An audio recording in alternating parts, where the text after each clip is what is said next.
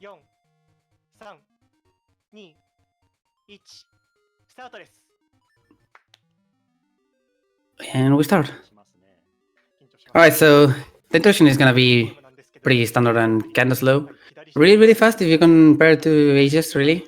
We need to talk to a lot of NPCs here, and then Dean, who's gonna be on screen right now, is gonna get kidnapped, and we have to go and rescue her. So pretty standard thing. Not too much to talk about here. Lore is pretty basic. Onyx is gonna appear, and Onyx is the bad guy, and we have to get to Onyx. Also, we're gonna dance here for a sec. Shout out to this. For context, Shiva is now the world record holder for this category in particular. It's not the most popular category. The actual category that most people run for seasons in particular is all essences, which is all of the dungeons. And instead, this is about the 1 hour category if everything goes well. It's a recent world record from 2 weeks ago, I think. Something like that. Both Shiva and Orimar are 2 JP runners of the Oracle's games that have been really putting in the work lately. Orimar getting 4th place really recently in Oracle of Ages 70%, and Shiva holding now the world record for this. Not the All Essences world record because that's quite a different beast and really hard to get good at. But hey, maybe one day.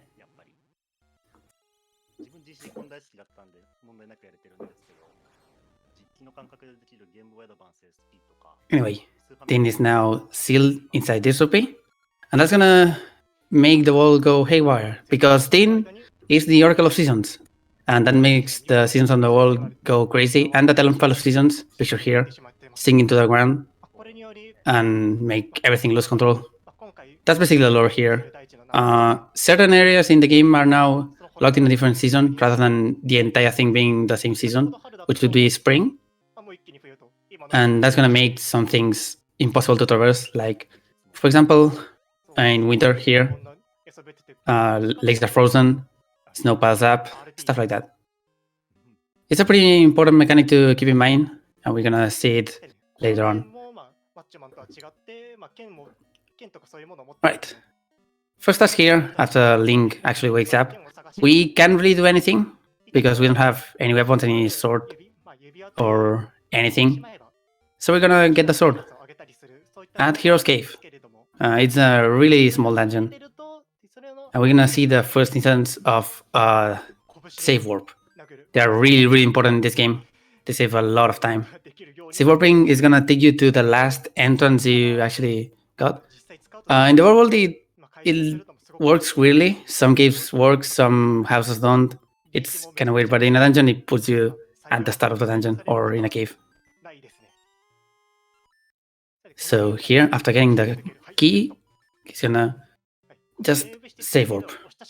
The fastest way to save warp is actually select and start to open the save menu, then select save and continue, and then soft reset the game with A, B, start and select.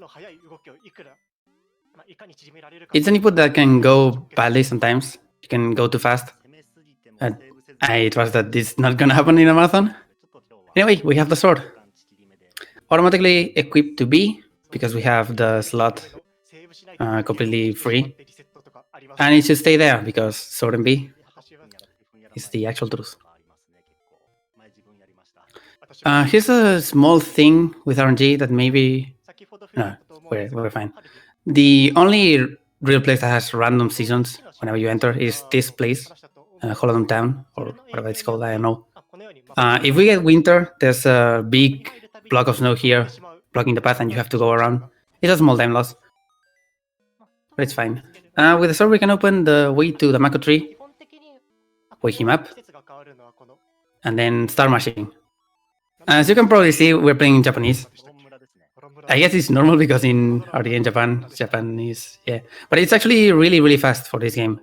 For some reason, not only the text is faster, but there are some exclusive things to the Japanese version that were really patched out some reason. And so the Japanese version is faster. And also, it's important for soft resets because the logos at the start are actually skippable and way faster. You can see a very big difference on this if you watch the ages 80% run, which actually uses NTSCU, so English, and the soft resets are really, really long. Anyway, we got the key to the first dungeon, Naru dungeon. If you didn't know, this is supposed to be, or was at one point, Zelda 1 remake. And this dungeon has the same dungeon layout, I guess we can call it, as the first dungeon in that game. The similarities in there with dungeons. Some layouts are similar, but they are very different, of course. We're gonna see some familiar faces if you have actually played Zelda 1.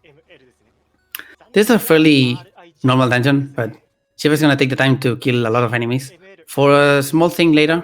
Because killing 15 enemies and then entering a certain set of screens makes Maple appear, and we're gonna use Maple for something later. Oh yeah, someone actually... I didn't notice until now, but yeah, the orange controller, JP exclusive, really, really nice. I would kill for one of those as a melee hit. Whatever. Important chest here has bombs. You can buy bombs at the shop at any point, so they are not really an exclusive item to this dungeon. But having those there is pretty nice because it means you don't have to grind for money and get them. The actual item of the dungeon is gonna come after the mid boss, which is coming up. It was pretty standard until now. Just some minecarts. Pretty slow compared to later incarnations. And they're fine. Here, Shiva is gonna damage boost through these blade traps. It's way faster than waiting. And you can get a Helter Field here with the fairy. We go to the Gorilla Bros, I think they're called. You only have to damage one of them, so he's gonna wail on the blue one on the corner. Didn't quite go as planned, but that's fine. And now he can go and get the seed satchel. Pretty important. Seeds are an essential part of this run, and this route in particular. Also, you saw Shiva open the menu during that transition. There are some transitions in this game that don't let you do anything for a little bit. And you can open the menu and menu during them, and that skips them. So it's faster to menu in those places. It's very subtle, but kind of important. And now a small detour to get the boss key. And we're gonna hard reset. I think he's playing on Game Boy interface, so I don't know the actual dances for that. It's basically a mod for Game Boy Player. Soft resetting is good, but hard resetting is important for RNG manipulation, because RNG manipulation is very important in this game.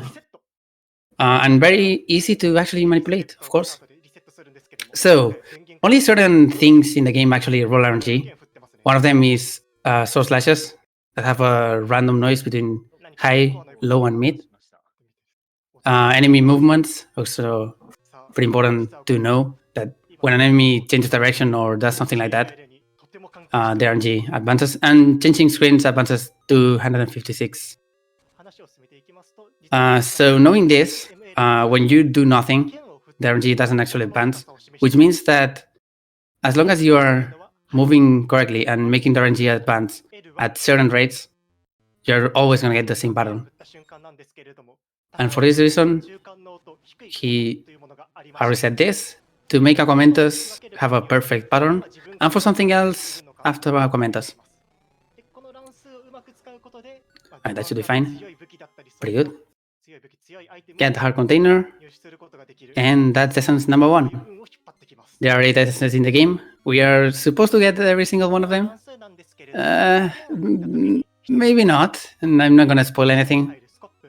Just look at the estimate and look at 10 minutes 1 essence, and you can probably figure out that we are maybe gonna skip some essences. Maybe.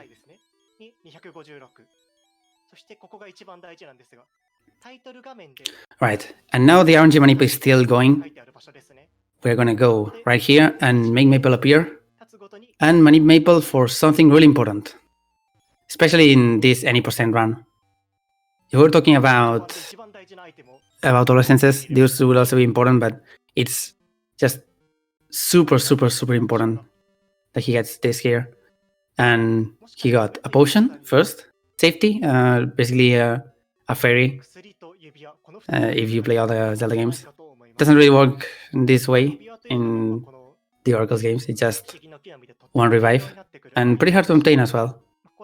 And also the power ring. Power ring is not gonna be appraised right now. Instead, we're gonna continue because the RNG Manipa is still going. We want to extend this first RNG Manipa as much as possible because some rooms in Dungeon 2 are pretty bad.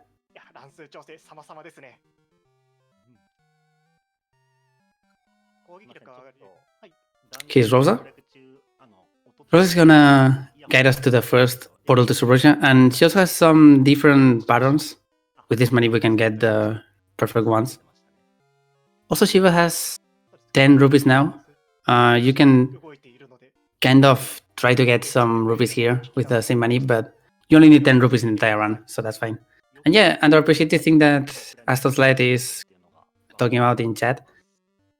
Playing with the GameCube controller is kind of preference, and it's very imprecise for some people, but notches are actually pretty good for movement compared to a D-pad.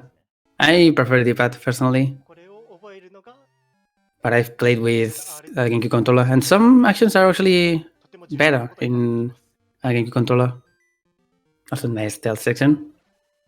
Didn't get caught, and I've used the invisibility, I guess we can call it, of getting on the stamp and then going off. Alright, Shiva's gonna go and get the boomerang here. Boomerang is not really a required item at all, but it's important for this route. Pretty important. So let's enjoy some Subversion dancing. Pretty easy. 3 different things that the Subversions can do, and you just mimic it.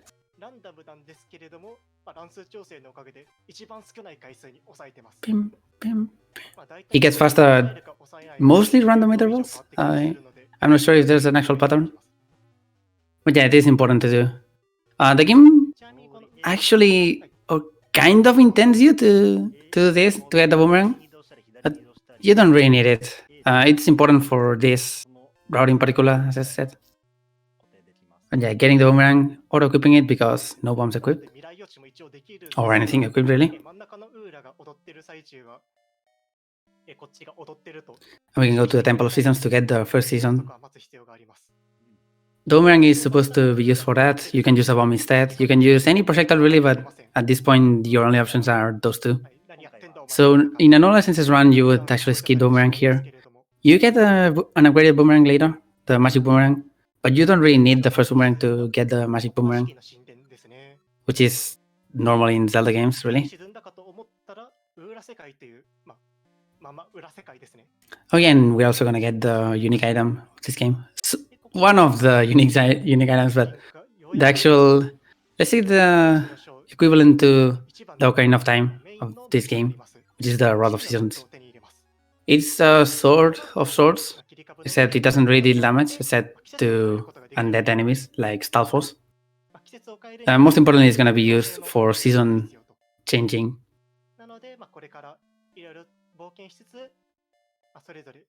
It also doesn't roll RNG, I think, compared to a sword, but that's a pretty dumb factoid. And I have no idea if he's still on the RNG because this extended manip is so long and I'm not quite familiar with it compared to other ones. Okay, here's a software set incoming. The title screen actually rolls RNG, so it's kind of important that he mashes as fast as possible. It rolls RNG once per frame. So some manips actually rely on mashing fast enough to get a correct seed.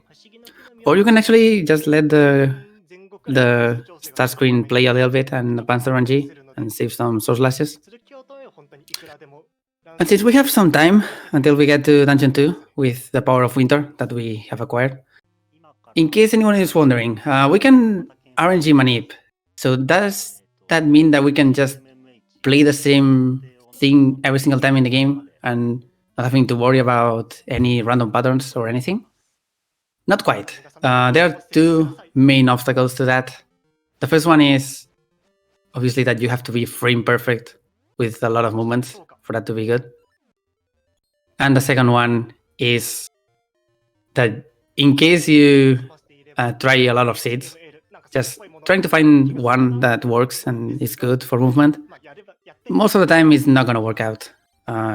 Specific seeds are tested and you can just abuse them and use them for your own purposes. But most of the time, if you are going to have to just stay in place and slash short a lot, it's just better to go and adapt.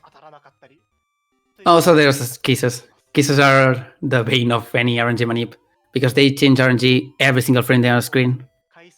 So any room that has kisses is basically another extra reason for not RNG manipulating everything. Anyway, we're gonna play Santa here. Christmas is already far gone, but we can get that.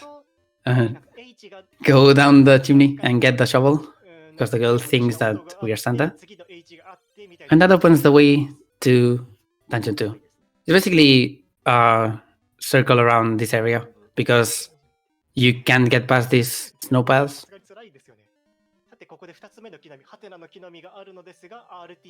Alright, and those are Mr. Seeds. They're actually not needed for this route. In all essences, you need them for exactly one thing. And in Ages, they are one of the most important items in the game. But in this case, we don't really need it. Mr. Seeds are just a random effect between the other 4 seeds. And you can also get hints, but we don't really need hints. We're fine. Anyway, if everything goes right, or if everything went right, really, as I said, I'm not really familiar with this entire manipulation. But if everything went right, Shiba is going to be able to do one of the next rooms really fast. I have no idea where he's getting money, but it's probably going to make sense. The amount of money you get here is random, by the way. It's rupees, I think, between 1 and 5. So you can get a lot of money, and you can get like 100 only. And here's the room that is supposedly being manipulating for. Apparently not. It's fine, we can just wait here till they decide to get hit. Or just throw a bomb, but that doesn't really work out. And we get strength. The bracelet. That's the signature item of Dungeon 2, Snake's Remains, which has an extra entrance here that we're gonna use instead of going through extra rooms. Because there's a key here that is far out of the way. So you may as well just do it here. Here's a time room. It's really not hard. As long as you pull the bomb as fast as possible. It's not a hard room, but you have to go to the center before the chest spawns. And you use a lot of bombs here as well, so you have to control that. Now another soft reset to get to this entrance. And take the other stairs here. Incoming is one of the rooms that I said is one of our veins for RNG manipulating everything. Kisses here are terrible. Normally you just want to have bombs and bracelet and ignore them. It didn't really work out. Now, small detour here to get the key. We can get to the deepest part of the dungeon. From here now, it's a pretty linear dungeon. Get some more refills here. And we also have this 3 section. We already had one of those. That is exactly the same as some item rooms in Zelda 1. And of course, this is also kind of inspired, or yes, directly taken from some LADX rooms that feature the side-scrolling.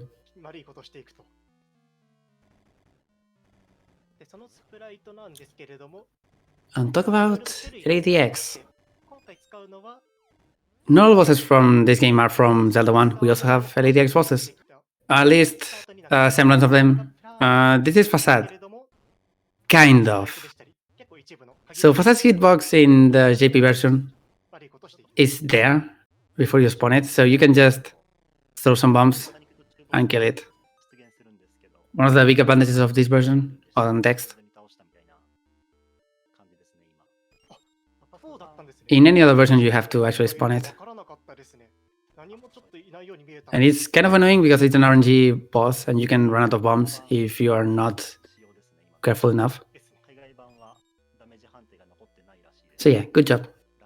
Now take a small round path here with the spinner there. It's a pretty common mechanic in these games. When you enter it, it changes the direction it's gonna rotate in the next one. So you have to enter it in one place and then go to another place to actually go to the direction you want to. I think this is the only one in the route. It's not that big of a deal. There are a few different routes really that you can take here. Now he's gonna stick to the left, right? Yeah. Get that cycle fast and go to the dungeon boss. Another Zelda 1 boss, the Dongo. It was quite different compared to how Commentus was basically lifted from the game entirely. You have to feed the Dongo bomb and then throw it in the center. On the first 2 hits, it's not gonna do anything, but the third hit, he charges a wall and you can just get out of the way. Not the hardest boss, but good enough.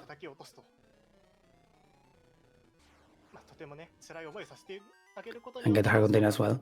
Of course, hard containers are not really necessary in this run, but you really want health. You don't want to risk that. It's super easy to take damage in this game.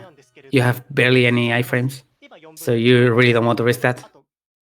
And that's essence too. I don't know the name of the essences, so it's the hourglass, I guess.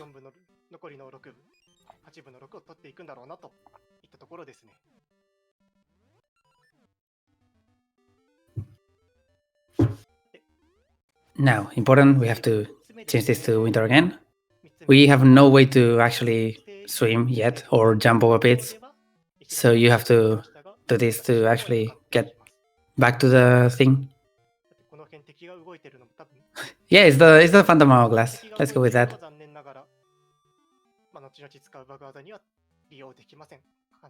Alright, in case it's not kind of obvious, he's avoiding the grass because grass makes you slower. And now it's time to actually appraise the power ring level 2 that we got earlier. And there are a lot of rings in this game, like a whole lot of rings. If you go for 100% in this game, it's so long just from random rings. Thank God we had Manipit. So, power ring level 2 is one of the most useful rings. It's gonna up our damage output with the sword by 2 points. I don't know the actual math, but whatever. The fact is you get extra damage and you also take extra damage, so it's risky but also fast. A perfect fit. There are some rings that are actually better than that for that reason, that you can get damage without the drawback, but it's one of the rings that is not random and we can't manipulate. We would have to do a pretty long side quest, so it's not worth it. Yeah, and he has some extra money here. So maybe I was wrong. I don't remember what you actually need money for in this particular case. But you need 10 rupees for this, Blano. Blano is a boxing minigame that thankfully should be over in 2 seconds. And there it is. Oh, satchel upgrade. Yeah, makes sense, Yeah. Thanks for the help there. Satchel upgrade is on the secret shop, so I guess it's pretty good for safety. Yeah. Anyway, Flano had Ricky's gloves, so we're gonna go and get Ricky here. There are 3 different animals you can get in this game, and here you get Ricky's flute as well, so you can call it at any point. The main difference with animals is that one specific area is going to be different, and you also need to either just talk to Ricky here or get the flute in other places. Mush's flute is on the shop. Dimitri's flute is doing subversion dancing 6 times, if I recall correctly. So obviously Ricky's is much, much faster. We're going to stick with him. And here, one of the most important seats in the entire run, Pegasus seats. They make you go fast. And unlike the traditional Pegasus boots, you are not actually locked to going in one direction. It's just a flat movement increase, or movement speed increase rather. So they are super useful. Here, take a small stop here to get the floodgate key and go directly to open Dungeon 3, kind of. It's important to get the satchel here ready, because you have no way to get past that bridge otherwise. You have to go fast enough. You can't really swim, you can't really jump. There's no tricky way to do that.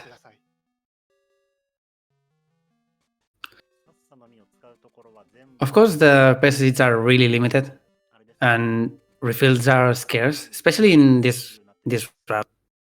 You're gonna go refill very few times.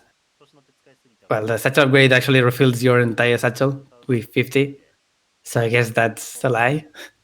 But my point is, you are gonna know when you need to use them, because spamming them is not that great. They are cancelled when you enter caves, for example, so you don't want to use one seat and then don't get any mileage from it.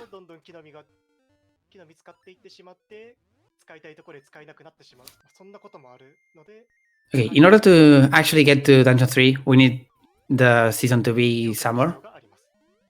And in order to do that, we need to go get summer. First, Ricky is being a dick, as usual. Ricky is really, really hard to control, as you can probably tell, because he just wants to jump around. It's not a fine movement, instead it's quite junky. But we don't really need Ricky anymore, as far as I know. What we need now is to dig for treasures.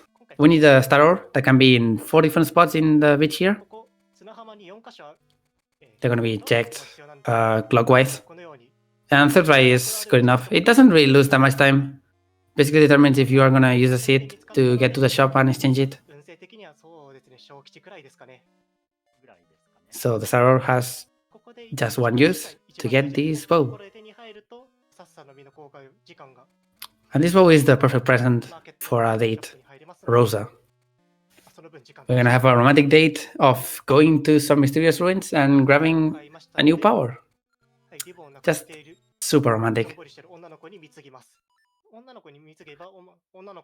The reason we need Rosa is that she has the skeleton key for some reason. It's not really explained, I guess. She just found it. And skeleton key can open these keys here. There are no keys in Subrosia, or proper keys rather. So Rosa is the only thing that can open them, and one of them is blocking the summer tower that we're gonna go and get now. There's another cave that Rosa can open, but it's not really accessible, and it only has one ring. I don't remember which ring in particular, but it's one of those exclusive ones. It's not somewhere you want to go in a speedrun, other than Hando or Rando.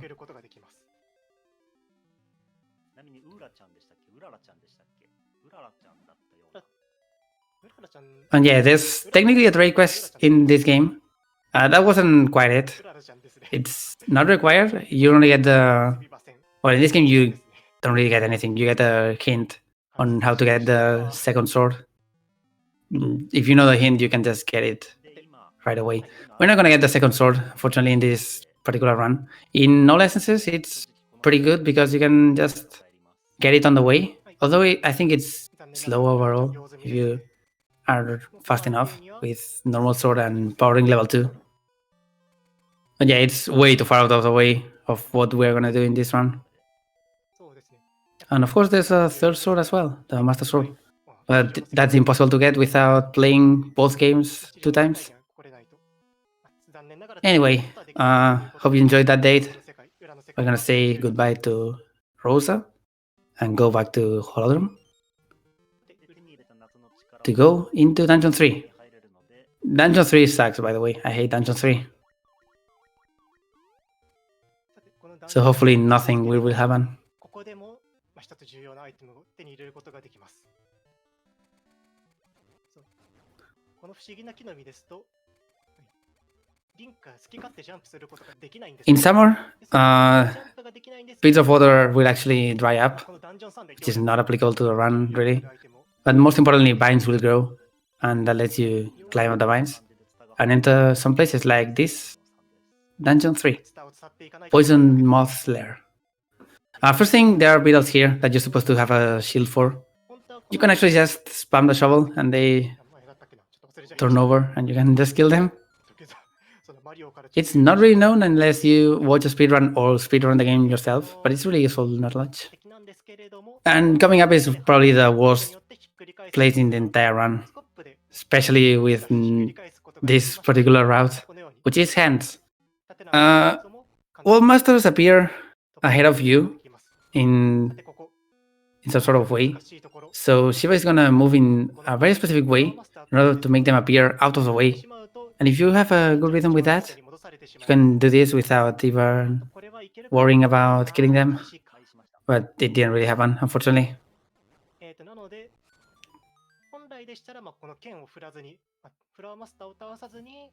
It's a really, really hard manip to do consistently. If you mess up just a little bit the movement, you can easily get destroyed. And if I recall correctly, you have to do it twice? Maybe not. Anyway, go here for a small key. Void out to go back. Way faster than actually going back. Oh, Alright, that's pretty bad. Here's the drawback that I said about the power ring. Shiva had it equipped and some enemies were in the way and now he is almost dead.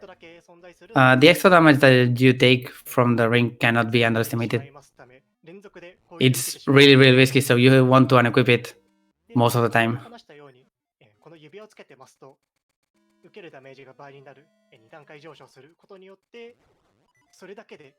Okay, did I see the wrong hand? I honestly have no idea.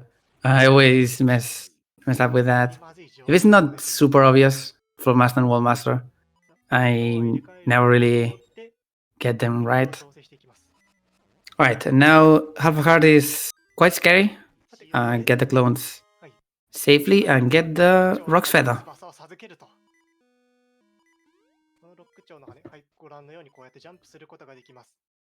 Rock's Feather is really good, as you may know. Letting you jump way before Breath of the Wild actually let you jump at any point and place. And there are a lot of specific mechanics that you have to know about the Rock's Feather, like that.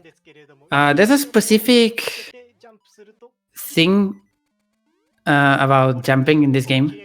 Pits are made up of tiles, and if you land on... Oh, there goes a potion. That's pretty bad. Shoutouts to Kiss. If you jump between tiles in this game, there's a small grace period that you experience before falling down, as opposed to falling right in the middle of the tile, which means that jumping in between two tiles gives you some extra leeway, and you can clear gaps that are normally not possible, like three block gaps with just pesticides and the feather. In some places it's kind of hard. Thankfully, most hard jumps are avoided in this route.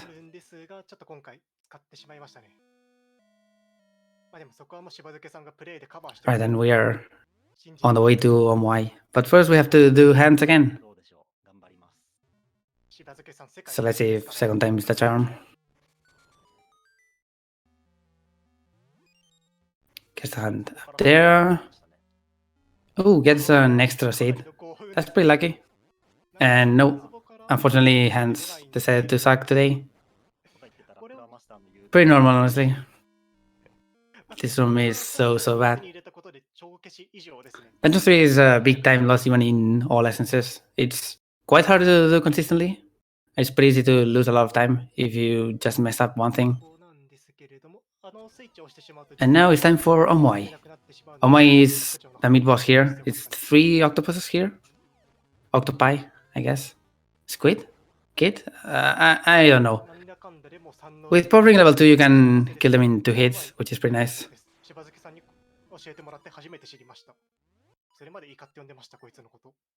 And finally, we have to take a small detour here. Pretty big, actually, never mind. To get the boss key and go to the boss. Which is not a Zelda 1 boss, because Poison Moth Slayer may give you a hint of what boss we were about to fight. If you have played some other Zelda games. And thankfully it will go well, because this boss can also suck if you don't get the quick kill.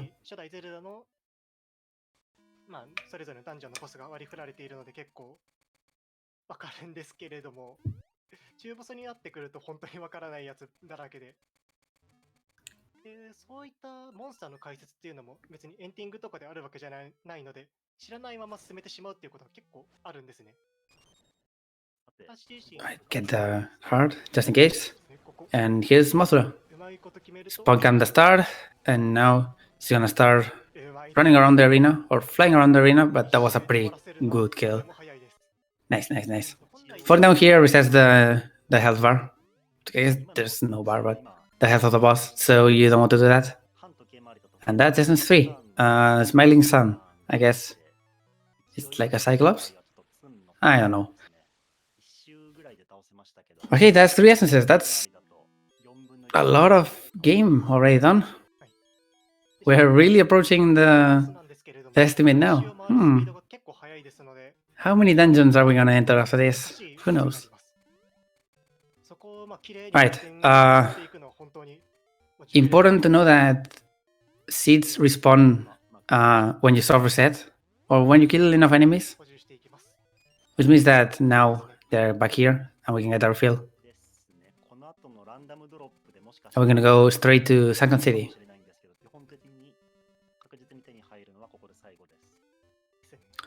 Before Sunken City, we actually have to use Riki again for the specific area that I mentioned that changes depending on which animal you have. Riki is not particularly fast. The fastest one would be Dimitri, but getting Dimitri takes way too much time for the time it saves. So yeah, you just use Riki. Thankfully, lilacs don't really hit you when you're on Riki, so you can just ignore them. And you also want to kill these twos, because, yeah, there we go. These twos have a pretty high rate of seed drops, so you want to get a best seed drop, and that was pretty good luck. There are a lot of them, so it's kind of likely, but it can just as well not happen.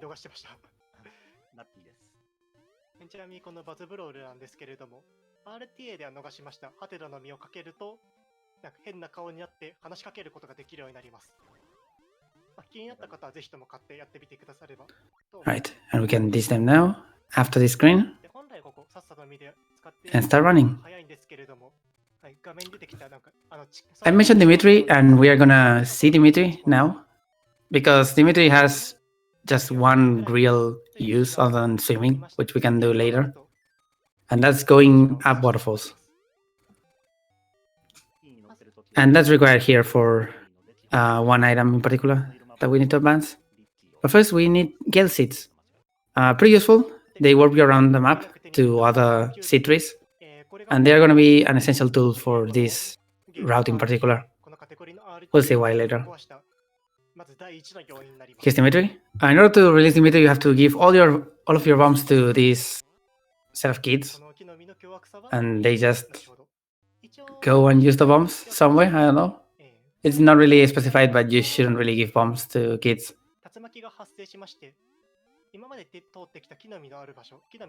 Alright, with Dimitri we can go up here first on the left to clear the Master Diver trial.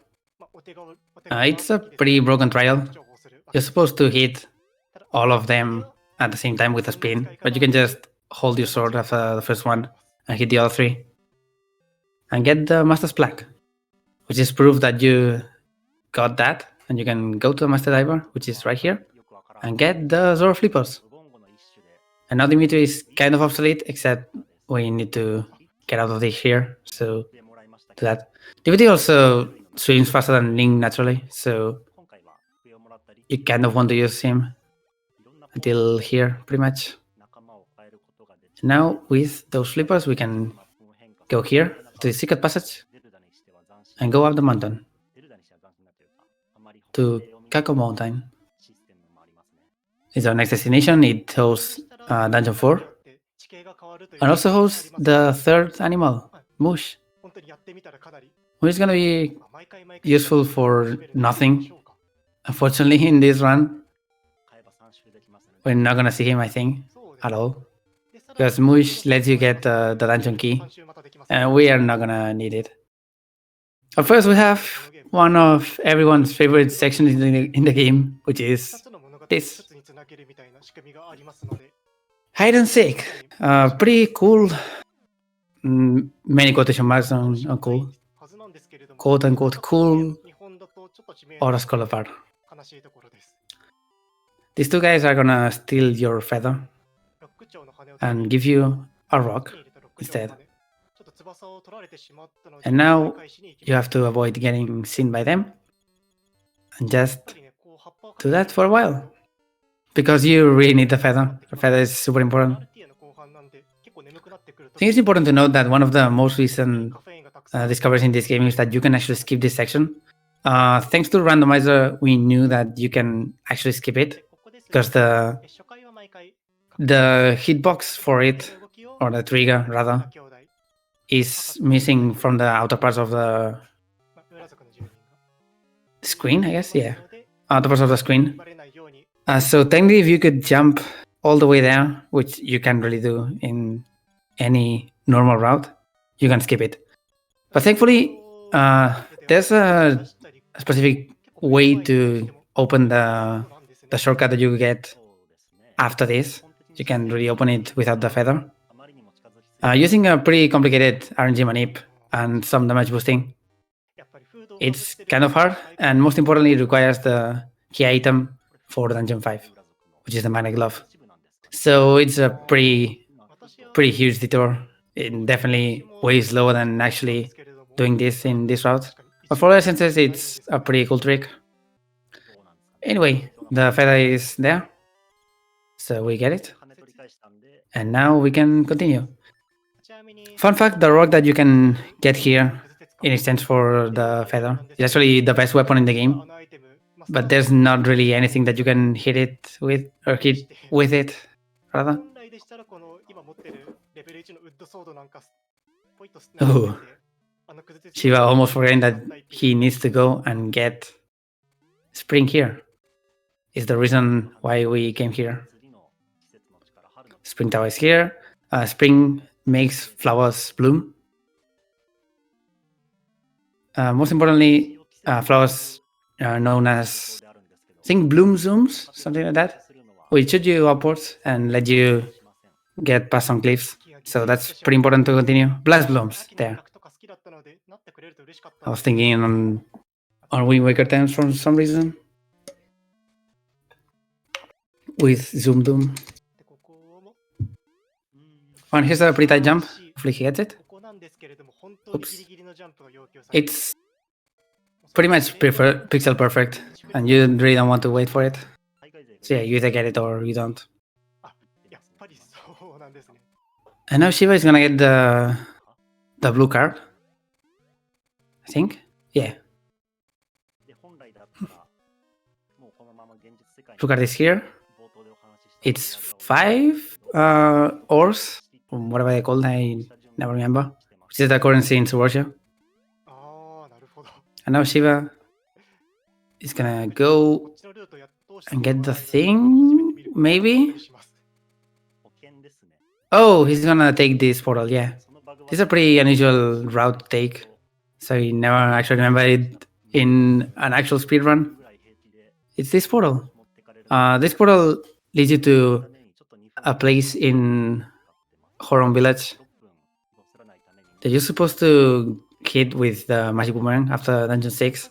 You can just do that and open it. It's right here. You can go to the shop. The secret shop, actually, which is right here, and hosts a ring upgrade, an actual... Oh no, I see it, never mind. The ring upgrade is in Ages. So this satchel upgrade, 50 seeds and also a refill. The treasure map, which tells you where to get the jewels for Dungeon 6. And the Gacha seed. Why is the Gacha seed 200 rupees? We don't know. Okay, with that in hand, it's a pretty good safety, as I said. Not really for running out of seeds, but for a specific thing that we're gonna start setting up in just a sec. First, change the area here from summer to spring.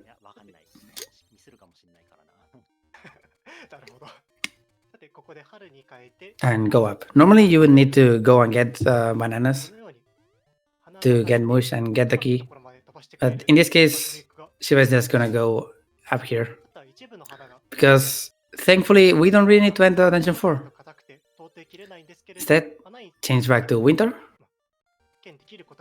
And we're gonna get past the cave and start the magic.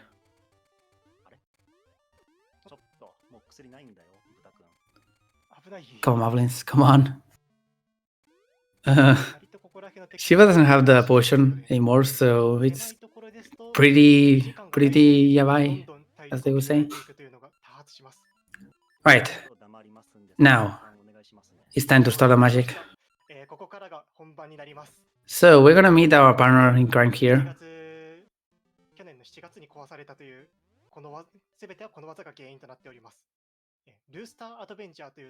First, if I recall correctly, he's trying to occupy some slot in memory here with boomerang and the shovel to make some overloading later be better.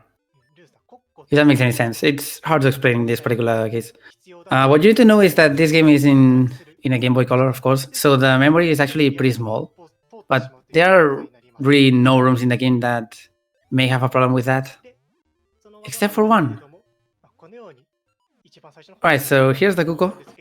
Kukos are kind of a meme here. You can see a Kuko there now. So we're gonna do something cool right now, which is Kuko duplication. If you grab a Kuko at the same time as you drop a Gale seed, the game doesn't really know what to do. It draws that the action gets confused, as you would say, and you can cancel the map and the warp and go back, and one of the Kukos is gonna be there. It's very weird. And you can duplicate Kukos and start stacking up entities on screen, which is gonna be useful later. As I said, it's very rare that you have enough entities on screen in this game that it actually matters.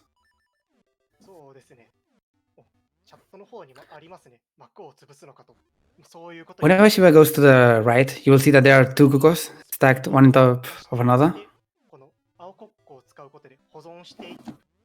Basically, the Kukos that we are duplicating with this are gonna persist between screens in their original position. So now there are two there, meaning that we're doing it right. And they also stay there, of course, because that's the original Kuko location. So we're gonna create a tower of Kukos, or not really a tower, a cluster of Kukos. I guess we can say that. And slowly work our way into having way too many things on screen.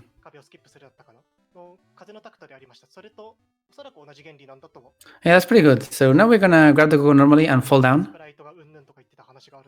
Because these Kukos are already duplicated, we don't want to make them suffer more. Instead, we're gonna find a friend for them. Thankfully, there's another Kuko in this game.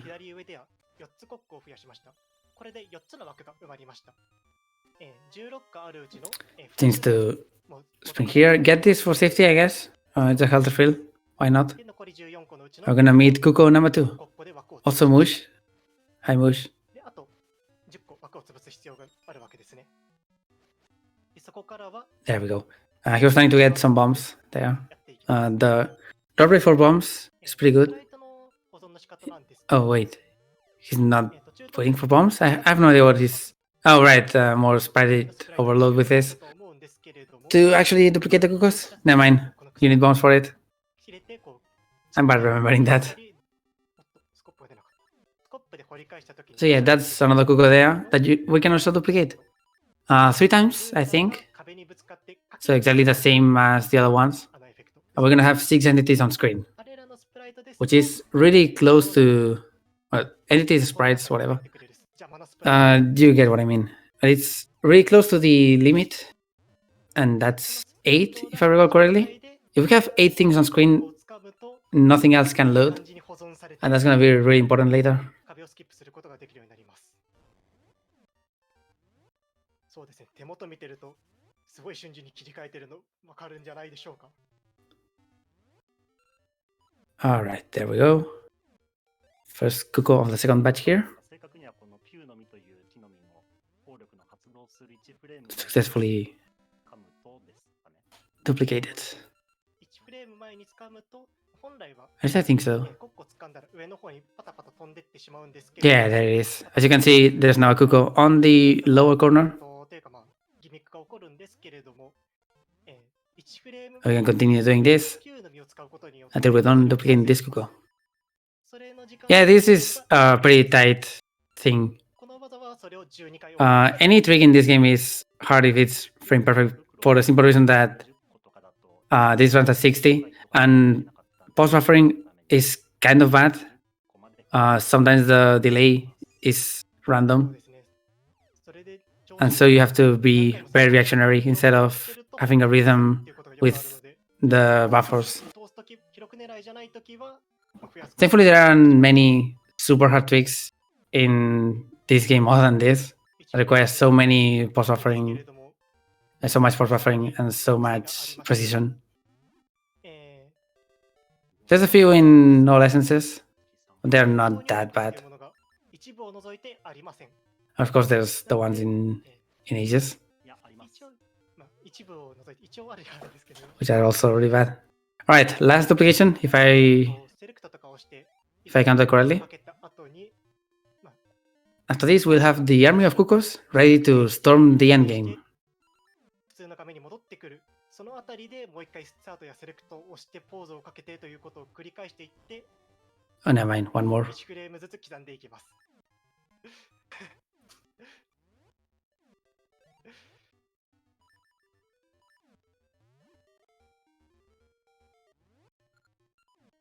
ですね。そんな感じになってきますと。 Now we have the army ready. でそろそろこのルースターアドベンチャー Maybe not. 下準備が終わってきます I'm bad at actually counting the duplications. But you know what I mean. The fact is, we're making the game be very confused. にしてもよく1フレーム決めていきます。 Oh, yeah, I guess I can talk about differences between ages and seasons.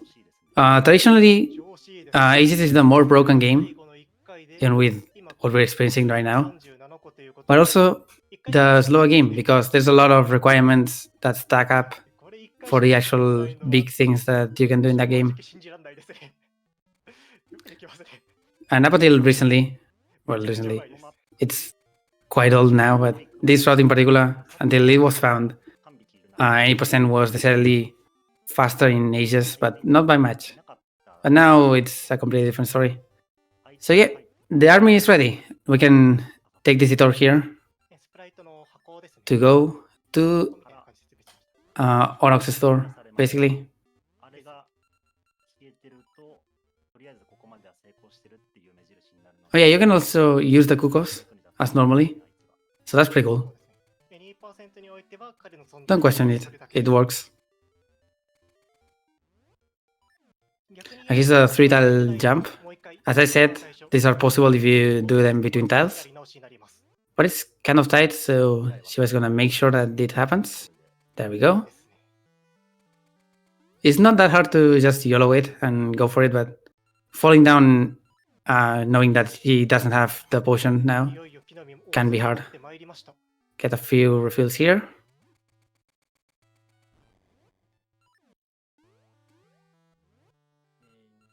Get this extra boost just so he doesn't get knocked back. And now here's Onyx's door. One last thing to do is overload the rest of the sprites. We have a lot of Kukos. We just need one shovel dig and the boomerang being on screen. And if everything is done right, this upper screen, which normally has a cutscene that doesn't let you advance unless you have the 8 essences, will be traversed. And we will be at Onyx's castle or tower or whatever.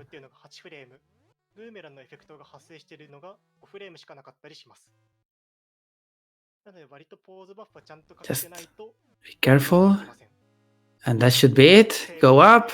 And we're through.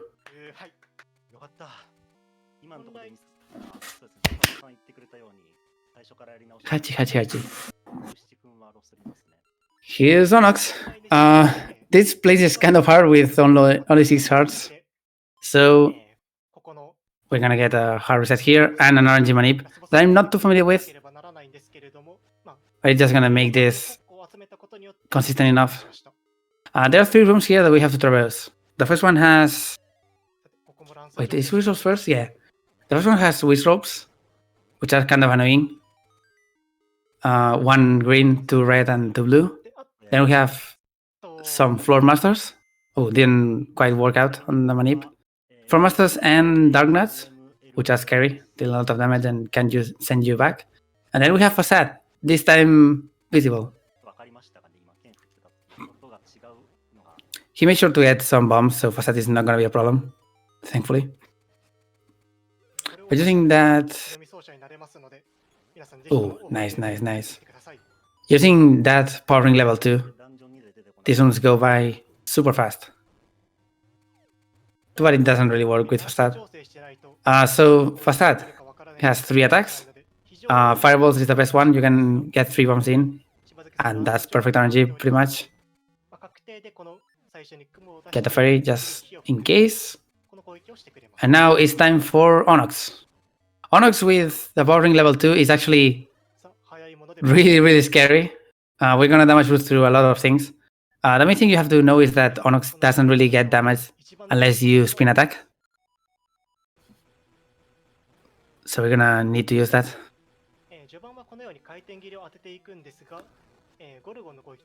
Of course, we have the damage penalty from powering level 2, so getting hit by anything that Onyx can swing at us is really bad. And now he's gonna get Din to body block us. You can actually hit Din and get a double hit with a spin. It's pretty fast if you do that, but it's super risky, especially for this route. You have so little health and no potion right now. If you actually got the potion for this, or didn't have to waste it, you would definitely just damage through it. Not quite the case. You use the Rod of Seasons to hit Ding back and then continue the onslaught. And now it's time for Sigma, because so of course we need to have some Capcom references. And if everything goes right, this fight will be not only super fast, but also amazing. First we need to wait for the slam, get on the hand, and start the stunlock, hopefully. Oh, not quite. It's tricky. You can land on the hand again by doing with a spin. Normally you would have the rock shape here to jump between the 2 hands, and that makes it a little better. In this case, Shiva doesn't have it, so he has to rely in the feather. And that was still a pretty good fight. So GG. I didn't have time to actually explain it, but yeah, got a good position and kept doing that. And that's gonna be Oracle of Seasons in 59:17, sub 1 hour, which is pretty amazing. Of course, the duplication was messy, but it never goes well in that case. It's really, really hard to do the duplication fast. So that was a pretty amazing run, all things considered.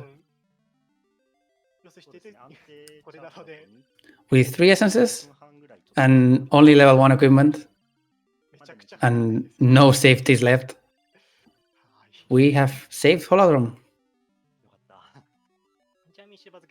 Really, really, really good job. 52分40何秒だったかな忘れちゃいましたけど。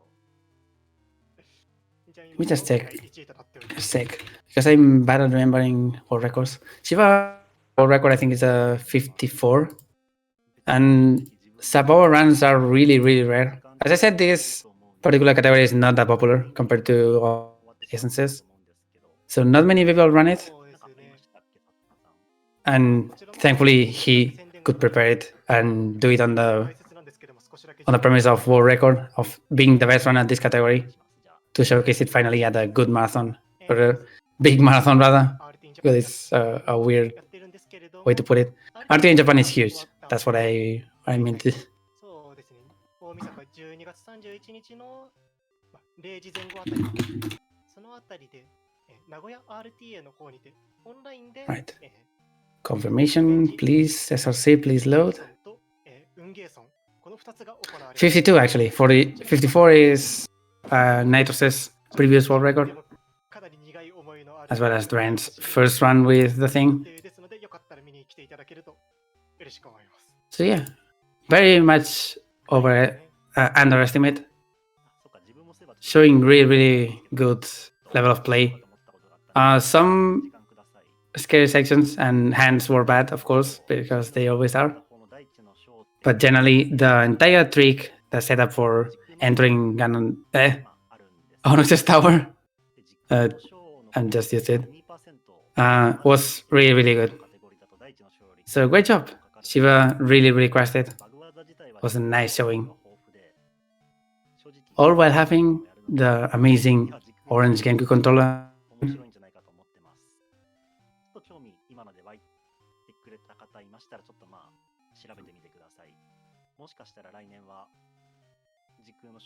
I think that's the last Zelda game in the marathon. No, Breath of the Wild is closing, right? I thought it was earlier.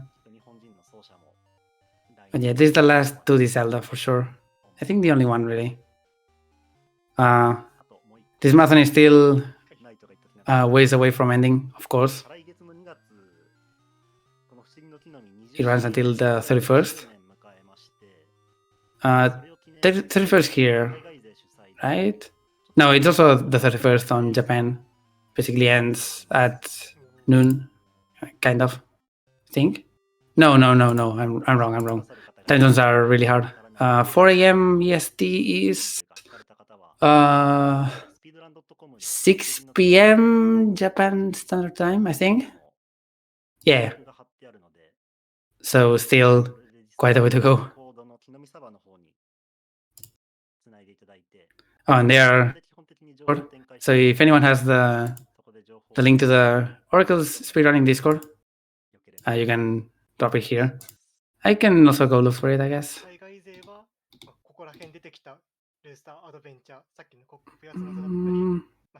Give me a sec. I'm actually in it, so it shouldn't be that hard. Yeah, he's shouting at the community, as far as I can understand.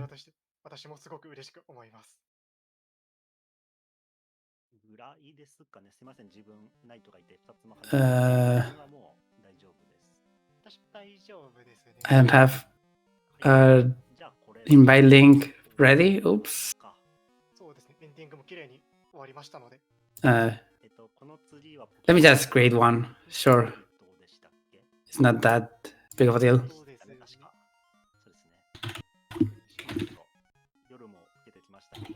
So yeah, in case you are interested in learning this route or Raw Essences, which is also a pretty good run either way, or Ages, which is a pretty good game, but a speedrun that I hate, and it can die in a fire, and it's super hard and inconsistent. You can go there on the Oracle's speedrunning Discord. They can give you any resources you want. And of course, in case you don't really want to go fast, there's still a randomizer.